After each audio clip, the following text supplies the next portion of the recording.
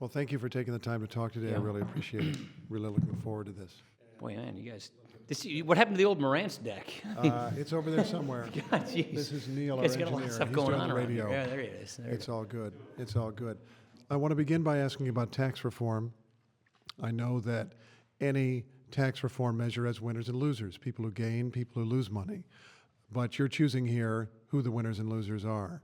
What do the choices you've made say about your priorities? We wanted a middle-class tax cut. We wanted to have a system that's more fair and much simpler. Right now, the tax code is just chock full of special interest carve-outs and deductions and loopholes. When you take away those loopholes in exchange for lower tax rates and a broader tax base, people who are very sophisticated who use all those loopholes will not have all those loopholes. But the exchange is lower tax rates across the board for most taxpayers in a simplified system. By doubling the standard deduction, instead of 70% of Americans being able to fill an easier tax form, 9 out of 10 Americans, I know this is radio. Oh, I thought I had my... Yeah, Well, it's 9 out of video 10 also, Americans, so that's there a we whip go. list. 9 out of 10 Americans can fill out their taxes on a form the size of a postcard. So by simplifying the system that way and reducing loopholes, you can actually simplify it dramatically and lower tax rates across the board. So that was your goal, was a middle-class tax cut. But what does it say that in practice, according to independent analyses, I mean, you do have winners and losers. Not everybody gains. Businesses gain. People with large estates to leave to their heirs gain. High-income people gain, but a lot of middle-income people do not gain in terms of money. I disagree with that. The average tax cut for a middle-class family is going to be $1,182. Average, So meaning not everybody. that's where you run numbers on average taxpayers. This is designed to be a middle-class tax cut. I think the people who are concerned the most are some of the big businesses. That's where we hear most of the complaints about. But this is a middle-class tax cut, no two ways about it. I just ran the numbers of Wisconsin. The median family of four, the median household of four gets about a $2,000 tax cut on average. So it is a middle-class tax cut. Just do the math. Instead of your first $12,000 being tax-free as a couple, your first $24,000 are tax-free. You pay lower tax rates up the income scale until you come to the top tax bracket, which is $1 million. You have your child tax credit go from $1,000 per child to $1,600 per child. So things like that clearly produce tax relief for middle-income taxpayers. You mentioned businesses. I think it's very important we have to recognize that we're in a 21st century global economy, that we have to compete. And when we tax our businesses at far higher tax rates than our foreign competitors tax theirs, that puts us at a huge competitive disadvantage, and we have to fix that, and that's one of the things we do in this bill. Okay, so a few things to follow up on there. First, you mentioned the rates do go down for a lot of people. At the same time, a lot of deductions go away, and it's not necessarily what you'd think of as a special interest deduction. We've reported that 9 million people or so use a deduction for medical expenses, excessive medical expenses, and that deduction goes away. A lot of them are ordinary people with kids who have severe trouble. But it's typically a higher income person because of the way the Obamacare tax increase worked on that. You have to make a pretty good amount of money before you can even enjoy the ability to use that tax deduction. But the whole point of this is, and the analysis is very clear, this is an average tax cut for every taxpayer on average. You can't run a number for every single 330 million people in America, but it's designed to provide tax relief across the board. The only rate we don't reduce, this is the House bill I'm talking about, is the top rate. Lily Batchelder of New York University took some numbers from the Joint Committee of Taxation, bipartisan part of Congress, as you know very well, and concluded that something like 100 million households in this country under the House bill, and even more under the Senate bill, would either get no tax cut or would get a tax increase. Does that sound right to you? No, it doesn't sound right unless it's a person that's not paying taxes already. You have to remember there are millions of people who do not pay taxes today to begin with. So if you're not paying income taxes today, it's pretty hard to cut your taxes if you're not already paying taxes today. I think some people are cherry-picking statistics. I haven't seen this analysis, so it's hard for me to go into it. But because of the Senate budget rules, there are some sunsets in the law in the later part of the decade where some of that tax relief goes away. It gets worse in later years. And that's what true. I think maybe that could be talking about. But just as history, if history is any guide, Congress has a very strong practice in history of not removing middle-class tax relief like we did but help me understand that. 2010. You made the middle-class tax cuts limited in terms of years in order to avoid damaging the deficit too badly, increasing the deficit too badly, trusting that a later Congress would fix it, which means the deficit gets worse or it doesn't get fixed. Why does that make sense? Well, first of all, history, if there's any guide, Congress doesn't have a big tax increase on middle-income families. This was because of the Senate budget rules, which obviously we're not big fans of here in the House. But I'd also attest to the fact that this is going to produce economic growth. The Tax Foundation, a nonpartisan think tank, showed that because of the tax relief in this bill and the pro-growth provisions in this bill, particularly for businesses to expense and hire and build more factories in America, that will lead to about $1 trillion in additional revenue because of faster economic growth. So our goal here isn't just to balloon the deficit. Our goal here is to give people living paycheck to paycheck a break. More than half of the people in this country under surveys show that they're living paycheck to paycheck. A lot of other people in this country are about $500 away from living paycheck to paycheck. So our goal here is to give people relief and to grow the economy. Grow the economy means we can get out of this stagnant economic malaise we've been in with 1% to 2% growth, get ourselves up above 3% growth like we used to be. You get that kind of economic growth, which is clearly possible, and we think this helps us do that. Then people can get wage increases. We have living standards go up. You have more jobs being created that pay better. You have faster economic growth, and you get more revenue as a result of that. You cited a study finding that economic growth can come from the business tax cut. We could also cite a study from the Institute for Policy Studies casting questions or raising questions about that. We don't want to go back and forth with studies, but you do know that it's possible that businesses will take their tax savings and simply give it to stockholders in the form of dividends, or simply hold on to it in cash, or buy back stock. That's still what if they do? That's Does it still matter not to you? an excuse not to put American businesses on a more level playing field with the rest of the world. Here's the dirty truth of the matter. We live in a global economy, whether we like it or not. I come from Wisconsin. The biggest company publicly traded in Wisconsin, headquartered in Wisconsin, used to be Johnson Controls. Johnson Controls is now an Irish company. Their worldwide tax rate is 12.5% because they became an Irish company, not 35%. So what is happening in America is American businesses are leaving, going to other countries, building factories in other countries, and foreign companies are buying American companies. This is costing us jobs. It's costing us economic growth. It's removing headquarters from our communities, which there goes the United Way campaign, there go the jobs.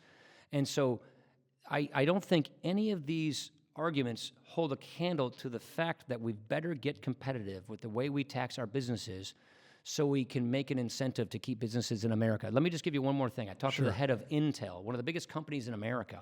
They make all the microprocessors in your computers for the most part. They have 50,000 employees in America, factories spread across this country. They ran the numbers. They would save in taxes alone over a 10-year period per factory $2 billion in taxes if they just moved to another country. So if they just go relocate to another country. So our current tax code today rewards and incentivizes businesses to move money, capital, manufacturing, employees overseas. We want to reverse that trend so that we can keep businesses in America, jobs in America, expansion in America. And that's why I'd say all these arguments about why we shouldn't be doing corporate rate reductions, I think they pale in comparison to the fact that if we don't do this, we'll see more of this ugly trend continue. How do you keep corporations from just pocketing the money? So what we do is we have an incentive which says if you invest that money in your factories in America by expanding plant and equipment, which you inevitably hire people to run it, you can write that off 100%. So you take your money, first of all, we have about $3 trillion of cash trapped overseas that companies don't bring back because of our goofy tax laws. We remove that hurdle so companies can bring that money back from overseas to America. Is that a tax accountant term, goofy tax laws? Yeah, it is. It's the one I've been using forever. Right. And so we say, you invest that in this country by building out a factory, by buying more equipment, by doing things that hire people, you can write that off in the year in which it takes place. We call it full expensing. Those are the kinds of incentives we have, and what we find is that is what really does help create economic growth and jobs and higher wages.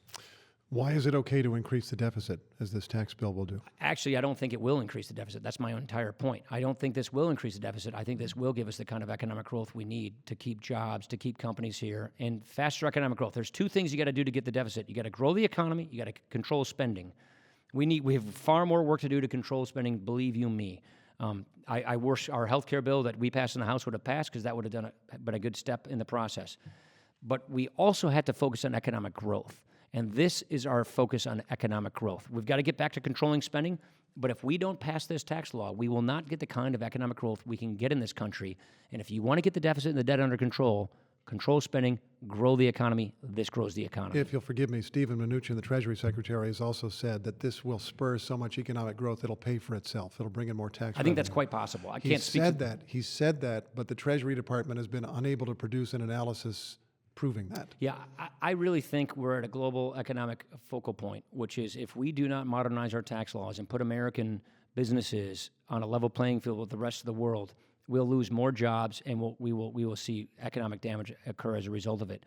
On the flip side, if we do this and put America at the head of the pack, instead of having arguably the worst tax code in the world with one of the best tax codes in the world, we will get much faster economic growth. And that faster economic growth clearly produces more revenue, more jobs, more take-home pay. That's a good thing. That's why I feel confident this is going to make a very, very positive difference in the lives of millions of Americans. Jack Reed, Democratic senator, said the other day that this tax bill suggests that Republicans are not serious about national security because I don't even understand where that would come from. Here's where he is coming from. He says the money is needed for national security, and instead it's going to this tax cut. I would argue that a stronger economy is one of the most important things we could do for national security. If you want America to be strong in many senses of the word, you got to grow the economy. You got to help people who are living paycheck to paycheck. You got to help families who are struggling. You got to help businesses stay in business and be able to compete with their foreign competitors in this global economy. And that faster economic growth, that more confidence in family income and household income, that helps national security. And by the way, if you want to help the military, you got to have a growing economy so people can pay taxes so we can actually help the military. Are you really willing to say, though, that you are sure this is going to grow the economy so much that you're going to have money I'm to not defend willing. the country? I'm telling you that's what I believe will happen. I'm not going to tell you I'm sure. How can a person say such a thing? I can't say that. But I do. I am fundamentally convinced. I used to be the chairman of the Ways and Means Committee. I've been working on this issue for many, many years. I am convinced that at this stage in the global competition we find ourselves, we are on the losing end of global competition. This tax law will do more to help Americans, American families, American middle-class taxpayers, and American businesses get ahead of the rest of the world so that we can get faster economic growth. Mr. Speaker, I want to ask about sexual harassment. You have said that you want everyone here to receive sexual harassment training as a mandatory measure. Yes, we passed that yesterday. Then there's the question of accountability. What, if anything, is wrong with accountability in this body? Yeah, I think, first of all, let me back up for a second. I think we're having a watershed moment in this country. I think this is a defining moment in this country, and I think it needs to be a defining moment in this country. I think we're all horrified at the stories we've been seeing unfold in the last few weeks. I think we're all realizing that sexual harassment in America is absolutely pervasive, and it's got to go, and we need to end it. And nowhere more is this important to set a standard and example than elected officials. We should be held to a high standard. So to that end, we've been holding hearings on this particular issue for how Congress governs itself. The last hearing suggested we should have mandatory training for sexual harassment for members and staff and interns. We just put that in place yesterday. We've got another hearing next week where we're reviewing all of the systems, the procedures, and the sense of accountability, so that we can review the entire soup to nuts system we have in place and where upgrades and improvements can be had. And I believe what we did yesterday was a first step. We have more steps to go. Define the problem for me. What's wrong with accountability here? When we talk about secret The settlements, law was written for in example, 1995, and I think the law needs to be updated and upgraded.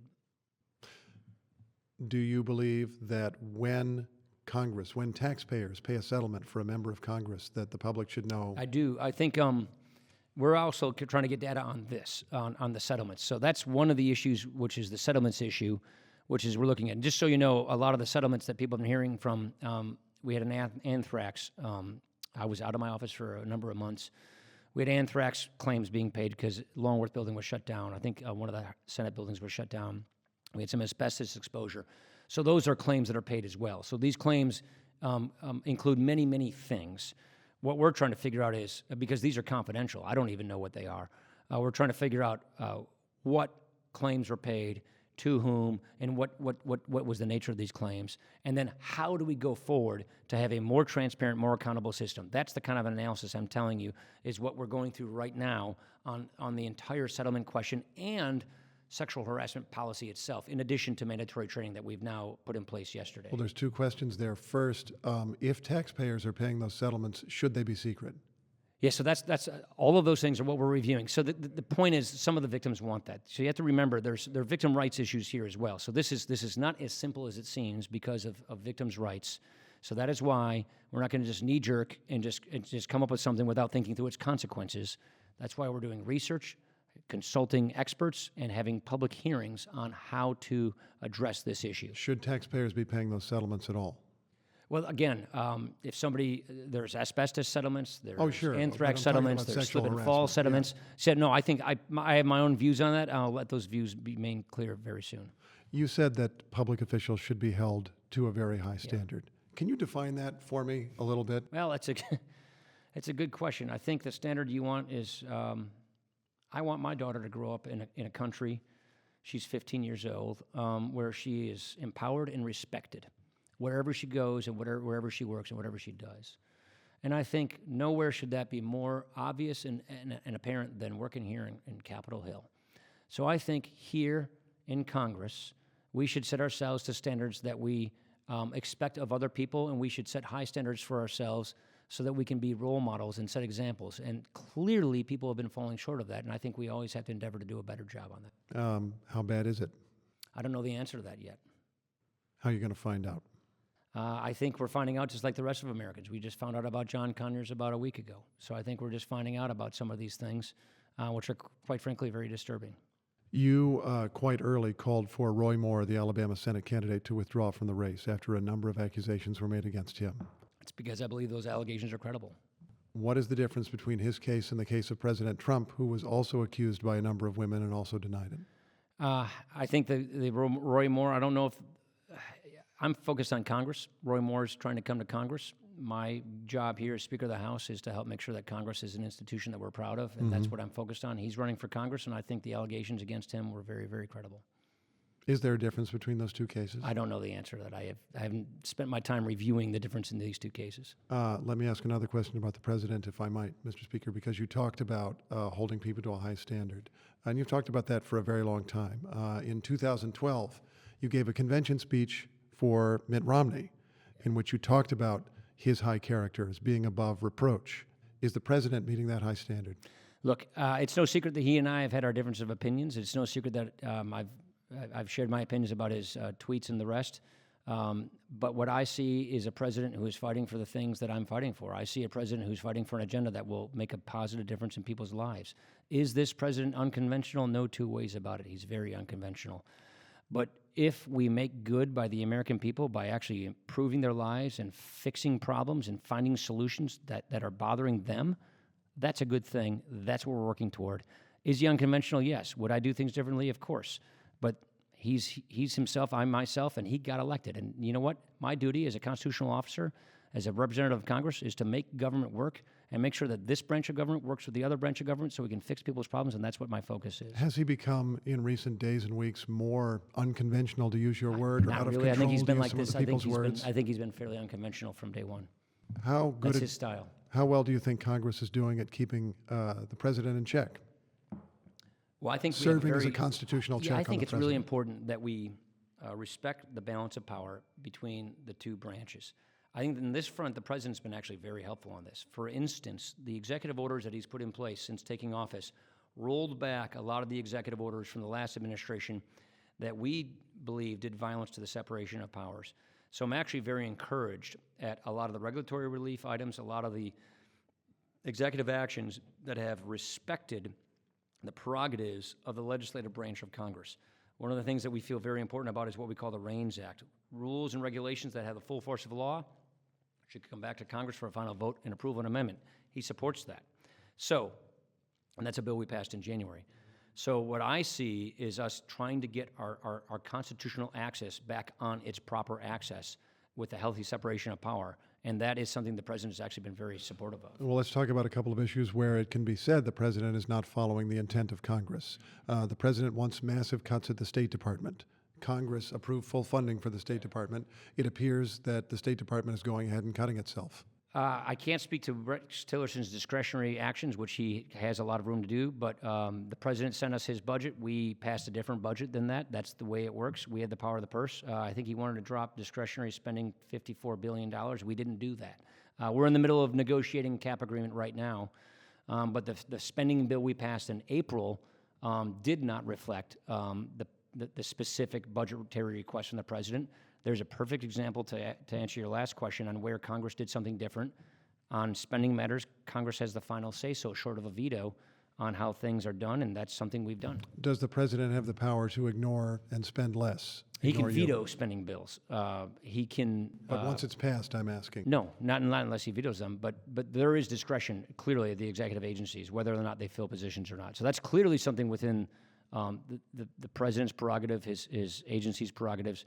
But the level of spending in the accounts that we fund get funded if this president signs that in a bill, and that is happening. That's the programmatic thing, programmatic spending, that I'm talking about. I understand. What do you make of the reductions at the State Department?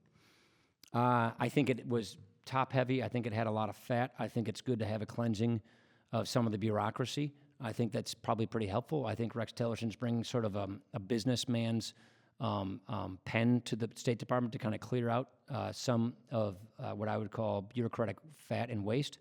On some issues, we went a different direction than the president's budget request on foreign aid, especially things that we think are important, like Millennium Challenge accounts and the rest. Foreign aid that is conditional aid. So there's an issue where we in Congress went a different direction. That's signed into law. That spending's occurring as a result. Congress passed sanctions on Russia for interfering in the election in 2016. It appears the administration has moved, but they're moving behind schedule, behind the legal timeline. Do you believe that's going to happen? I do, and I can't speak to the specifics of the timeline. I haven't been briefed on that. Are you confident that this president will be vigilant about Russian interference in the next U.S. election?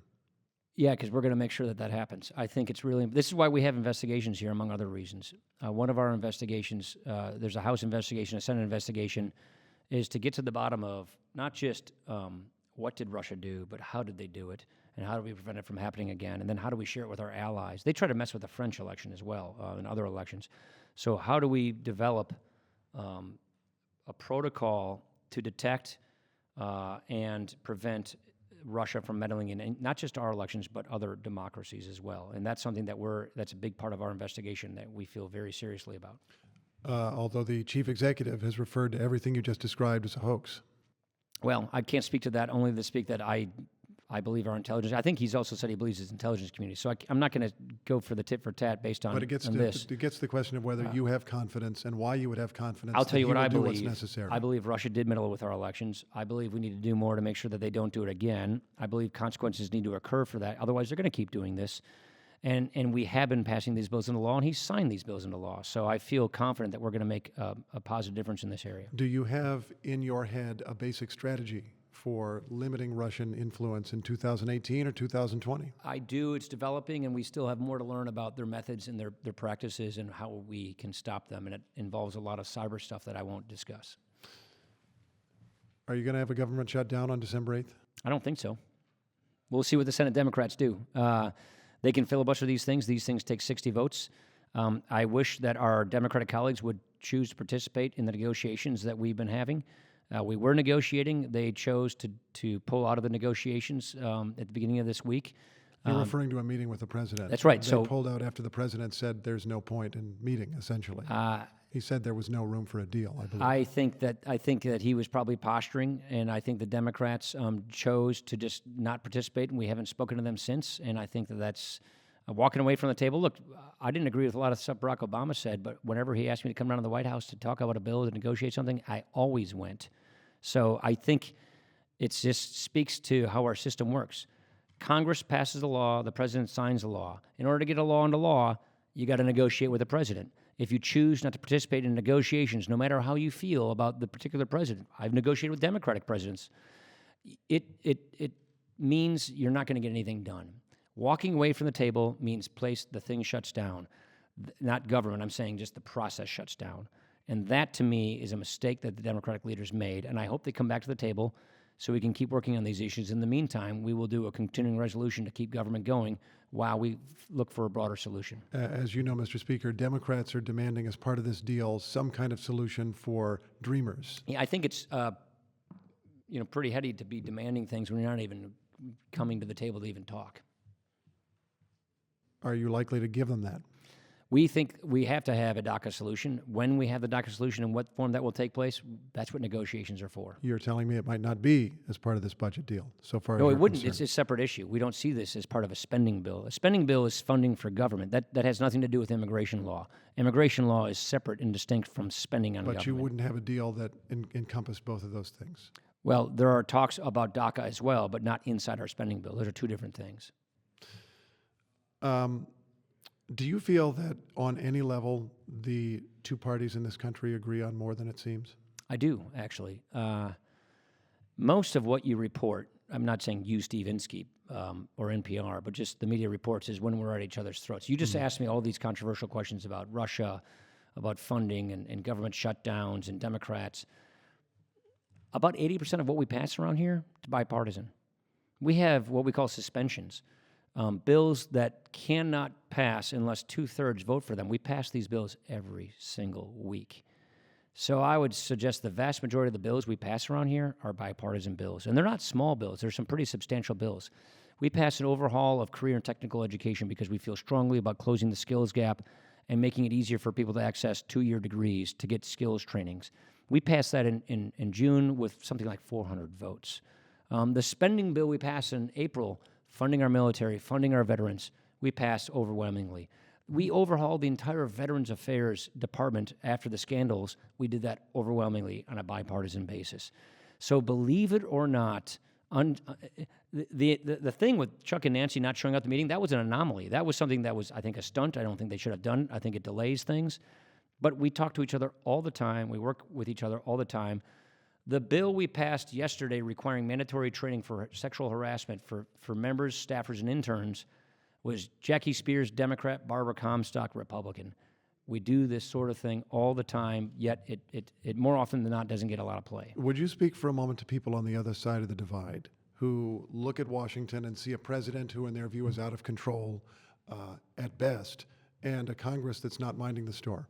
Yeah, I would say, look at the House of Representatives. We passed more bills in the first 10 months of this administration than the first 10 months of Obama, Clinton, and both Bushes. Unfortunately for us, over 300 of them are still piling up in the Senate because they have these filibusters. But we've had the most productive House of Representatives in the modern era. We passed all of our appropriation bills, all of them, before the fiscal year deadline. It's the first time we have done that since 2004. So here in the House of Representatives, we've been not just productive, but extremely record-setting productive. So we are actually busy at work here, but most people don't know that. That's why we say go to didyouknow.gop if you want to see all the bills we've passed, because most people don't know that. A lot of it's just hard work. It's not popular. It doesn't get news headlines, but it's getting done. The other point you mentioned, people on the other side of the divide who didn't vote for Donald Trump, who have concerns about Donald Trump, this is the system we have. Government is working, things are getting done, and we see ourselves here in Congress as sort of the ballast in the ship, making sure the ship of state floats in the right direction, goes in the right direction, and that is why we're focusing not on the controversy of the day, but on the problems that people face each and every day, and that's why we're working on things like tax relief, like economic growth, like fixing the Veterans Administration, like getting the skills gap closed. Things like that are what our constituents tell us they want to see us work on. That's what we're working on. Last thing, how much danger is there that your party could lose the election next year? Last thing I do is get into punditry and speculation.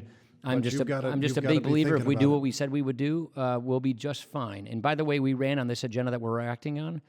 We called it the Better Way in 2016.